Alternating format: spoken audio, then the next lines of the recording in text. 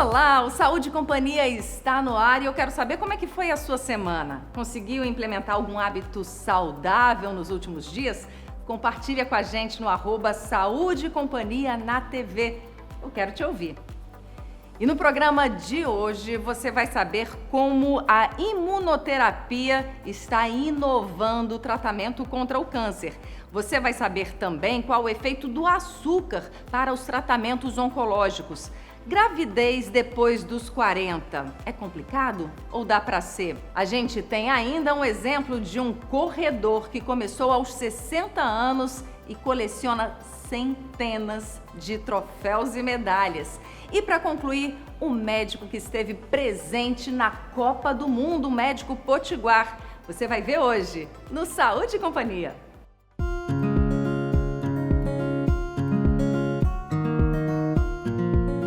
Doutora Carla, quando eu penso em câncer, eu penso logo em quimioterapia, em radioterapia, mas não é possível que ao longo desses anos não tenha surgido nada de diferente, nada de novo em relação a isso.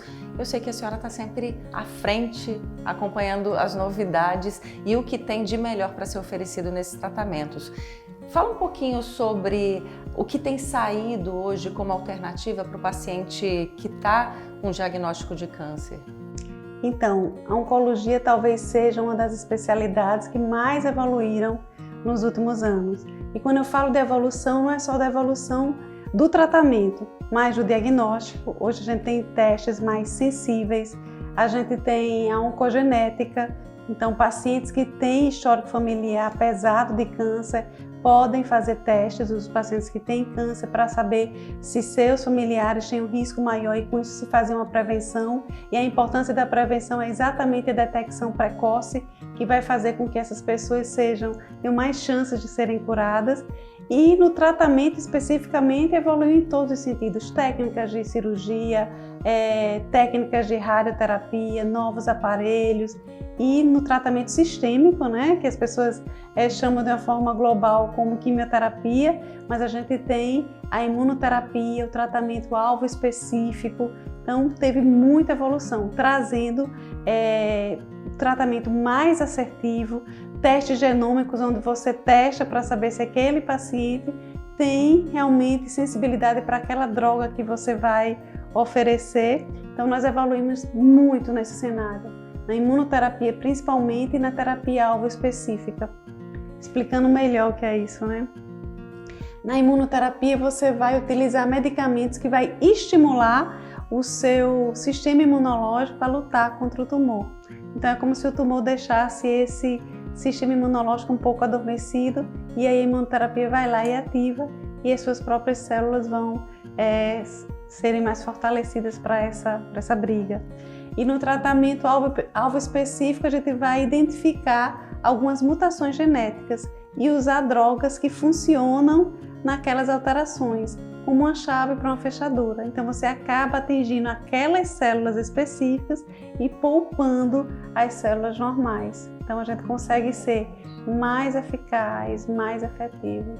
E é verdade que a alimentação ela interfere no tratamento? Ela faz com que o câncer evolua ou regrida? Os estudos nutricionais, eles são complexos de serem feitos, porque não dá para você separar tanto assim grupos que comam a mesma coisa na mesma quantidade e tem muito a questão genética de como você metaboliza isso. Mas já se sabe que o álcool é carcinogênico, já se sabe que a obesidade é um estado inflamatório que predispõe a vários tipos de câncer. Então, uma alimentação saudável, sim, uma alimentação natural, ela vai com certeza impactar nessas armas que a gente tem para prevenir o câncer.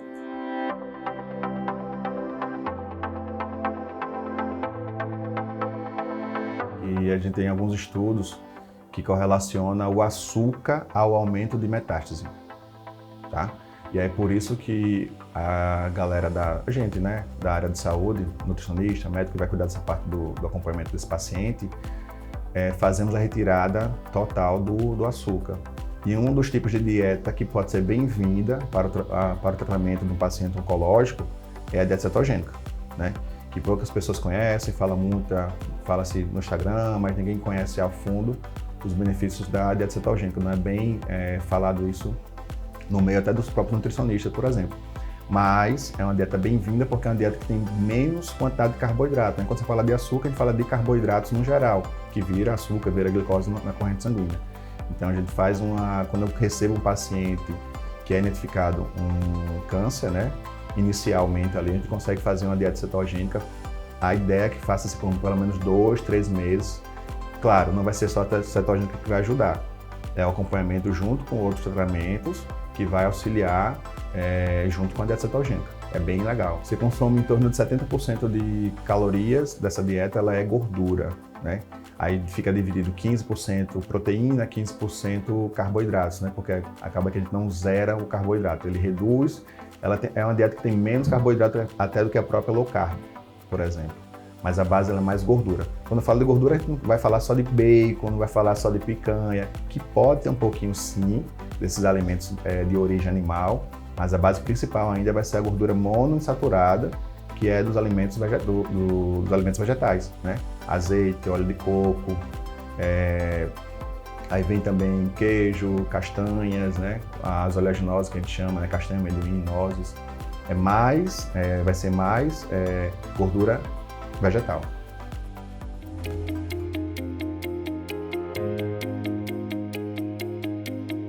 Nós estivemos grávidas praticamente juntas, de gêmeos. Eu de Bia e Rafa, doutora Rossana de Nicolas e Lelê. E hoje a gente vai falar um pouquinho sobre essa fase tão importante da vida de uma mulher, que é a fase da gestação. Que alegria te ter aqui. Eu não sei nem se eu te chamo de doutora Rossana, de Rossana ou de amiga. Acho que pode ser tudo junto, né? Acho que pode ser as três coisas, com certeza. Muito bom poder conversar com você. Fizemos acompanhamento nutricional com a mesma nutricionista, né? A gente se encontrava todo mês no consultório para a gente cuidar das nossas joias dentro da barriga, né? É verdade. E aí me vem muito essa questão. Até quando, até que idade a gente pode, enquanto mulher, ter filhos? Na verdade, o que a gente sempre fala, que quanto mais cedo, melhor, porque a mulher foi feita, vamos dizer, entre aspas, para ser mãe jovem. Hoje, com os desafios, né, da vida moderna, as mulheres querendo estudar, se especializar, fazer pós-graduação, então acabou que essa idade foi sendo...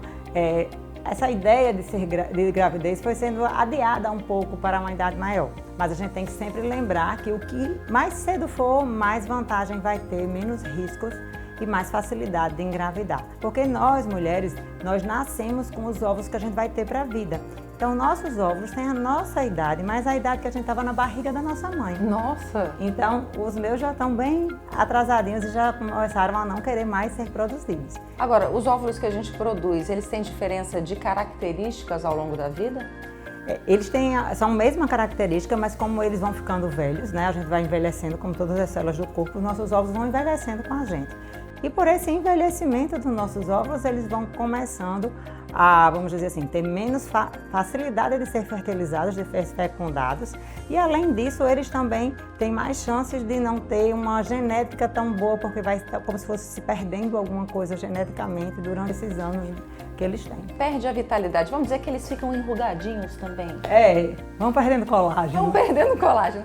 Aí me diz uma coisa, eu tinha pra mim que a menopausa estava relacionada à menarca, que seria o início, né, da menstruação da mulher, e da mesma forma o período fértil. O período fértil começaria com a menstruação e se acabaria com a menopausa. Mas pelo que a gente estava conversando um pouquinho aqui antes, eu estou totalmente equivocada, né?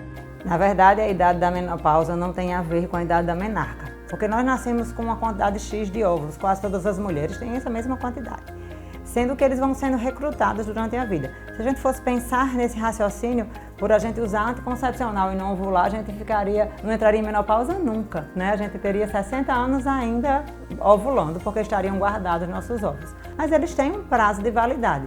Em algumas mulheres esse prazo de validade é maior, em outras mulheres o prazo de validade é menor. Por isso que a gente diz que a menopausa ela normalmente acontece entre 48 e 53 anos. Lógico que existem alguns casos para algumas doenças, normalmente autoimunes, que podem levar essas mulheres a ter uma menopausa precoce. Agora, as mulheres que fazem, por exemplo, fertilização in vitro, que fazem estimulação de produção de óvulos por uma questão realmente de desejo de ser mãe e uma dificuldade ao mesmo tempo associada, elas têm então uma vida, vamos dizer assim, uma vida fértil mais curta?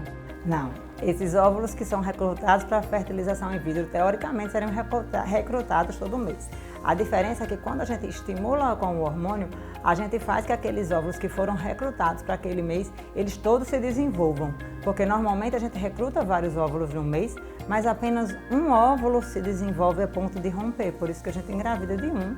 Normalmente, né, a maior parte das mulheres, você não, porque você teve um óvulo, mas eles se dividiram. A sua gestação foi univitelina, né? Elas são gêmeas idênticas e isso aí foi dividido. Já no meu caso, eu fiz fertilização de in vitro para engravidar dos meninos, porque eu tinha um problema na trompa.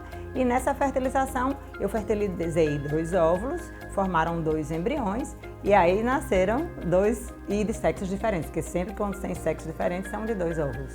Que interessante, né? Como tem um mundo inteiro pra gente explorar nessa questão. A alimentação, ela interfere na fertilidade? Na verdade, é assim, a gente sabe que mulheres que têm uma alimentação mais saudável, que têm um peso estável, elas têm mais chance de ovular. Então, consequentemente, elas têm uma fertilidade melhor. Porque aquelas mulheres que têm sobrepeso, aquelas mulheres que têm resistência à insulina, elas têm dificuldade que os hormônios estimulem o ovário adequadamente para que haja ovulação.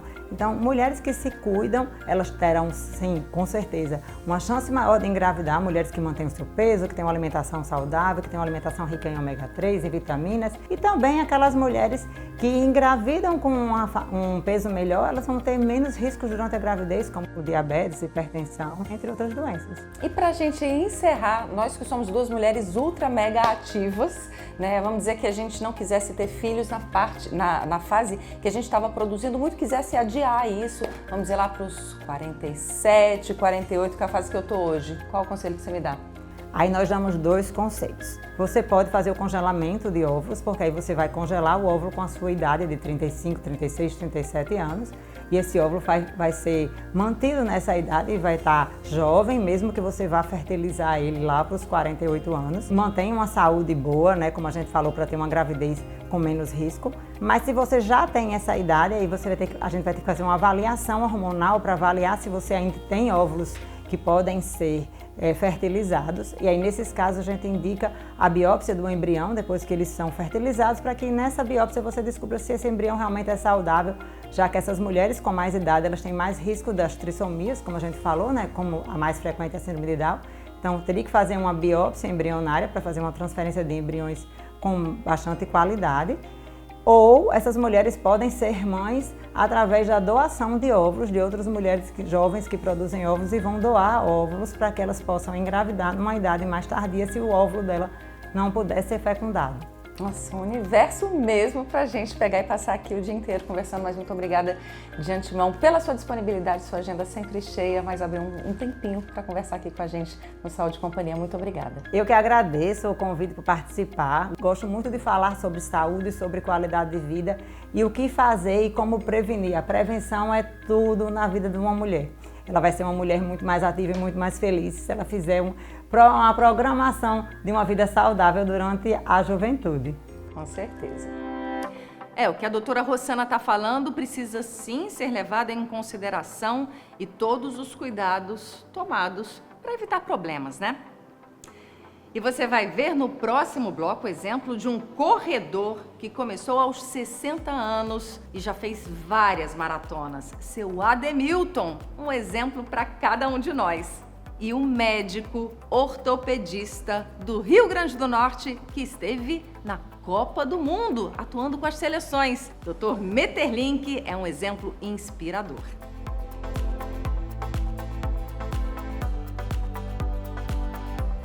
Oferecimento SOS Pharma, remédio barato de verdade. Clínica Ecocardio, cuidando do seu coração com qualidade, credibilidade e tecnologia.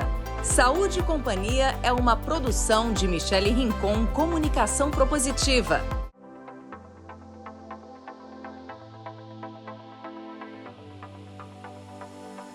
Agora senta que lá vem história, ou melhor, levanta e começa a correr. Rápido, urgente. Seu Ademilton dá o exemplo, começou a correr aos 60 anos e coleciona medalhas.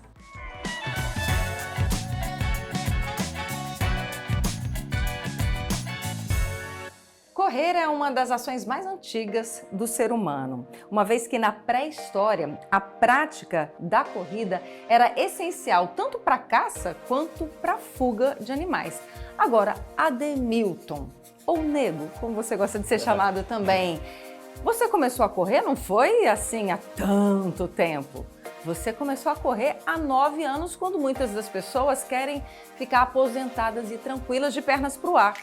O que aconteceu? Como foi que a corrida chamou sua atenção e fez com que você colecionasse tantas medalhas? A corrida nasceu dentro de mim, ou dentro da corrida, né? Então, desde pequeno que eu era assim, muito preparado, eu jogava muita bola, aquela pelada daquele tempo, né? E depois eu fui me especializando no tempo que eu fui servir e eu tinha assim um preparo físico bom. E lembro bem quando o Capitão Matos chegou para mim e disse... Isso no Exército? No Exército. Uhum. E ele disse para mim, que até hoje eu guardo, né?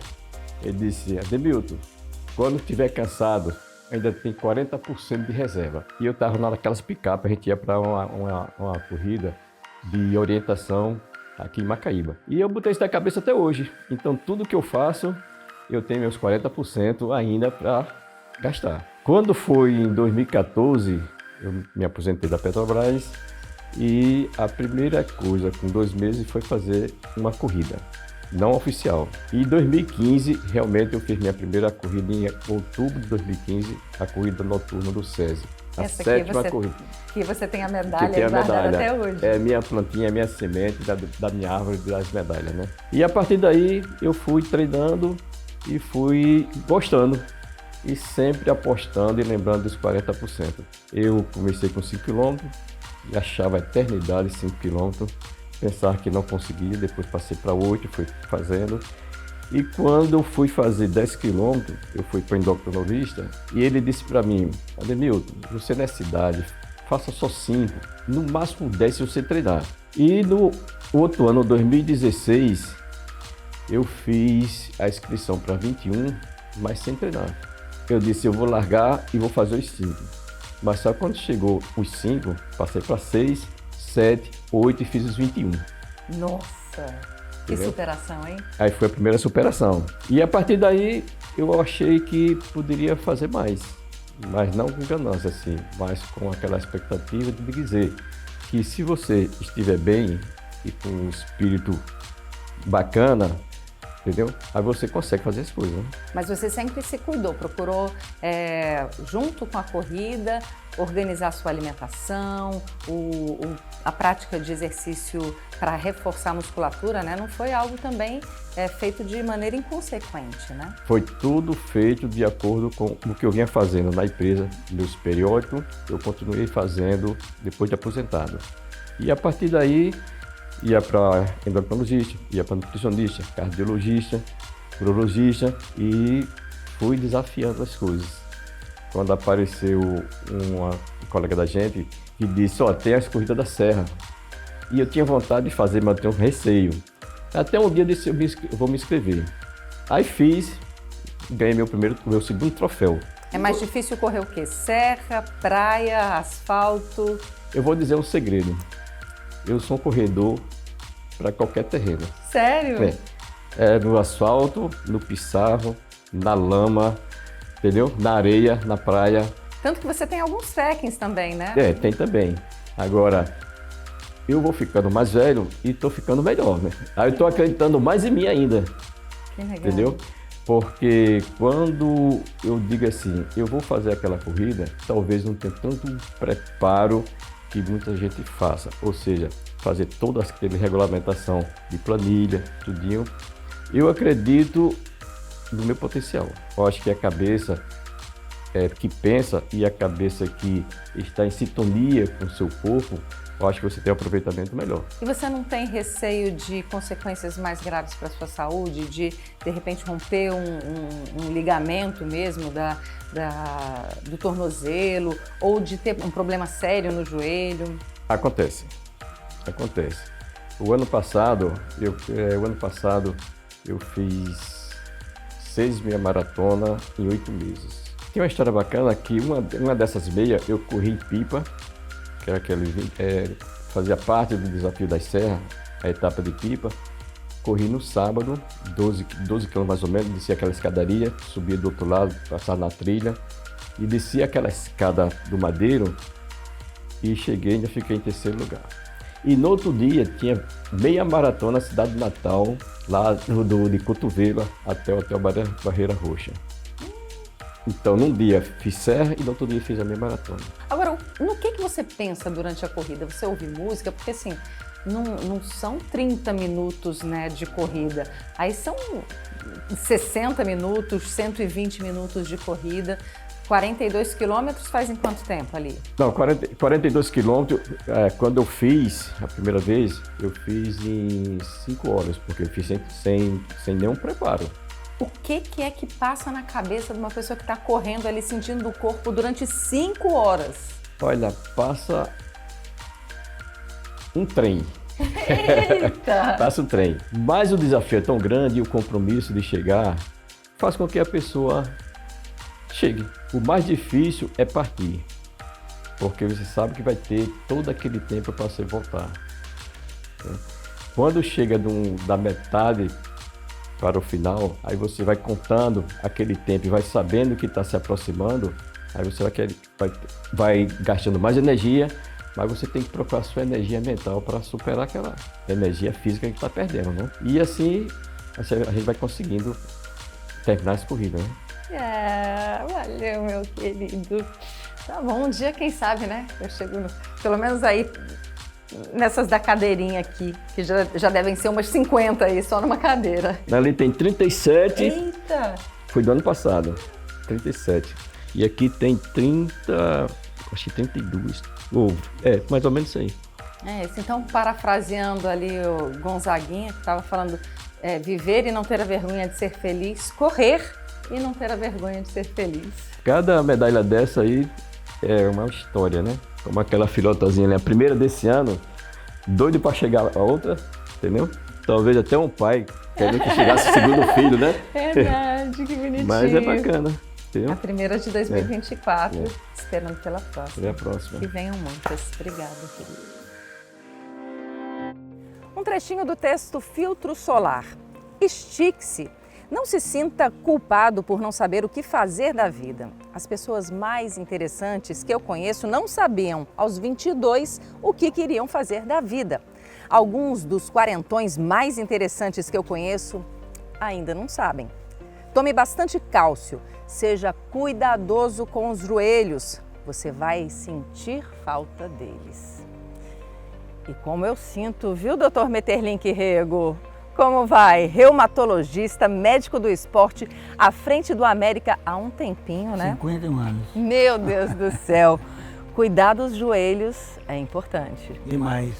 Não só do joelho, né? Mas também como os membros inferiores. A parte muscular, você sabe que o idoso, quando ele não cuida mais cedo exatamente da sua estrutura de membros inferiores, principalmente da musculatura, você vai tendo um negócio chamado de sarcopenia, que é a perda de massa muscular, você vê o idoso caminhando com dificuldade. Então isso é muito importante, não só o joelho, como a parte, totalmente a parte inferior, principalmente a parte muscular. A parte muscular você tem que estar sempre fazendo um reforço, né? Mesmo idoso em casa, você procura ter um cuidador, cuidadora, que possa fazer algum exercício de contra-resistência para que você não perca essa musculatura com tanta facilidade. Quais são as lesões mais frequentes em quem pratica atividade física?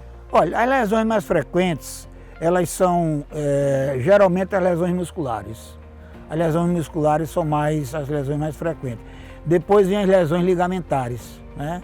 E hoje a cirurgia de ligamento cruzado anterior é uma cirurgia muito frequente em função de determinadas manobras, né? E elas estão ligadas a problemas de natureza de má postura ou algum vício de postura ou às vezes um exercício mal feito. Metterlink, você já viajou muito acompanhando a equipe de futebol, acompanhou Copa, enfim, o que falta Metterlink fazer? Olha, eu digo a você o seguinte, as pessoas me perguntam, quando você vai parar? Porque você já tem 51 anos de América, agora em novembro vamos completar 52, eu comecei como quartanista de medicina. E aí eu brinco, eu levo na brincadeira, eu digo, olha, eu vou parar no dia que o massagista passar na minha frente. Como assim?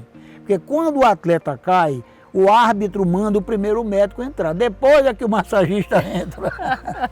Então, nunca o massagista vai passar na minha frente. Olha, Michele, eu digo a você, eu acho que Deus foi muito bom para mim. Eu fui médico da Seleção Brasileira de Futebol, sub-20. Trabalhei 30 dias com o Neymar, com o Felipe Coutinho, entre Estados Unidos e Europa. Passei 30 dias com a Seleção Brasileira, né? Fui membro do Conselho Nacional de Esportes, que à época era o órgão máximo do futebol. Ela estava aqui e o guarda-chuva, então abaixo vinha as confederações. Então eu fui membro dessa comissão. Eu fui o médico da seleção, fui o médico da Copa do Mundo aqui em Natal. Quantos mil colegas não gostariam de estar entre os 12 que foram escolhidos? Então tudo isso é uma coisa que lhe envaidece. Se você pudesse me dar um conselho, qual conselho você daria? Me alongar, tomar mais água, usar filtro solar? A gente começou inclusive falando de um texto, né, com várias recomendações do filtro solar. Qual recomendação, ou qual dica, ou qual orientação do alto dos seus 77 anos, com todo esse maravilhoso currículo que você tem aí, me dê um conselho? O que a gente aconselha, não só para você, mas os telespectadores que estão nos assistindo, é o seguinte: em primeiro lugar, antes de você iniciar qualquer que seja a atividade física, e a atividade hoje de caminhar, ela praticamente hoje é uma febre no Brasil inteiro, né? Você tem que primeiro procurar um médico, preferencialmente um médico do esporte, para que você possa fazer exatamente os seus exames, né, preliminares, para que você tenha a segurança de que você vai fazer aquilo e você vai exatamente saber que não vai lhe causar nenhum problema, porque quantas e quantas paradas cardíacas, quantos atletas de ponta nós já perdemos, né? Exatamente tendo feito tudo isso. Então, uma avaliação funcional é de fundamental importância. Já vou agendar então minha consulta. Obrigada, meu amigo. Muito obrigada. Nada. E o Saúde e Companhia vai ficando por aqui, mas a gente quer a sua opinião, o seu comentário, a sua sugestão no @Saúde e Companhia na TV, no Instagram. Manda lá pra gente. E na semana que vem a gente volta às 2h30 da tarde, todo sábado, aqui na TV Tropical. Tchau, tchau.